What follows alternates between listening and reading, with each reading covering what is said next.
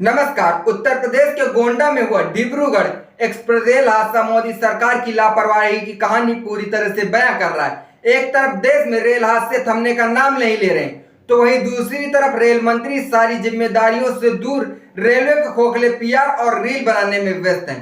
मोदी सरकार में रेलवे की सुरक्षा के लिए दावे और प्लानिंग तो बहुत की गई, लेकिन इसकी आड़ में नेताओं और अधिकारियों ने सिर्फ मलाई खाई और सिर्फ भ्रष्टाचार किए हैं और बड़े बड़े बयान दिए हैं।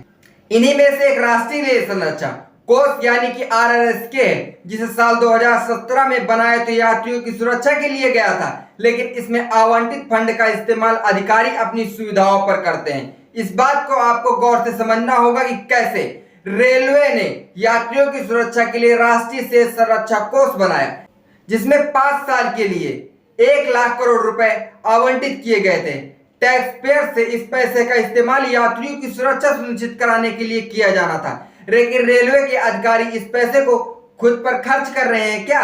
तभी तो इतने हादसे हो रहे हैं। ये हम नहीं कह रहे हैं, बल्कि साल 2021 में आई CAG controller auditor general of India की रिपोर्ट में बताया गया है। रिपोर्ट में कहा गया है कि इस फंड का इस्तेमाल गैर जरूरी चीजों पर किया गया है। अब इन गैर जरूरी चीजों की लिस्ट भी देख ली जाए ताकि आपको देश की सच्चाई पता चले। फूड मसाजर, जैकेट, फर्नीचर, महंगी क्रॉकरी, किचन का सामान, इलेक्ट्रॉनिक उपकरण और लैपटॉप। इतना ही नहीं, इस फंड से अधिकारियों के लिए बनाए गए घरों, हॉस्टलों में निर्माण कार्य भी कराया गया है। रेलवे ने अपने अधिकारियों के इस्तेमाल के लिए महंगी महंगी गाड़ियां भी इसी फंड से किराए पर ली है। इस फंड से लगातार गैर जरूरी चीजों पर खर्च किया जा रहा है। हर साल यह खर्च बढ़ता ही गया। आंकड़े इस बात की गवाही देते हैं।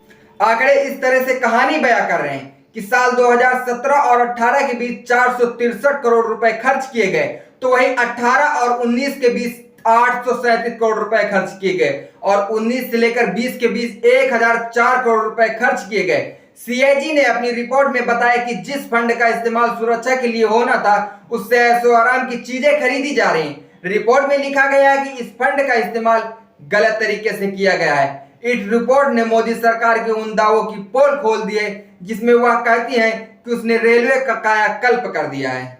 यह रेल हादसे सिर्फ अब नहीं हो रहे, इसकी शुरुआत तो 2014 से ही हो चुकी है। मोदी सरकार में हुए कुछ रेल हादसे जिसे आप देखकर पता चलेगा कि कितने रेल हादसे हुए हैं। 26 मई 2014 को गोरखधाम एक्सप्रेस 25 लोगों की मौत, 50 से ज्यादा घायल। वहीं 20 मार्च 2015 जनता एक्सप्रेस 58 लोगों की मौत, 150 से ज्यादा लोग घायल। 20 नवंबर 2016 इंदौर पटना एक्सप्रेस 150 लोगों की मौत और 150 से ज्यादा घायल। 21 जनवरी 2017 हीराखंड एक्सप्रेस 41 लोगों की मौत और 68 से ज्यादा घायल। 18 अगस्त 2017 पुरी हरिद्वार उत्काल एक्सप्रेस 23 लोगों की मौत और 60 लोग घायल।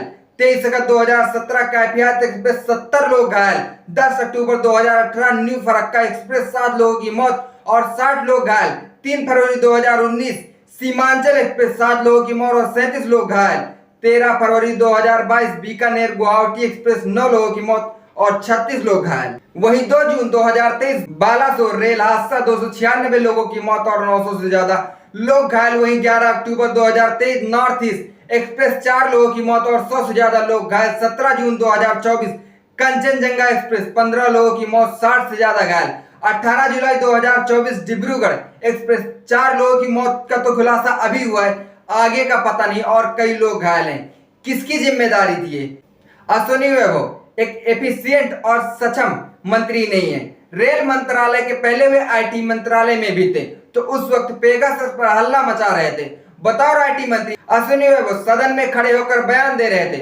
वो कसम खा रहे थे कि सरकार की ओर से कोई जासूसी नहीं हो रही है, कोई नहीं कर रहा, विपक्ष झूठ बोल रहा है, वगैरह वगैरह।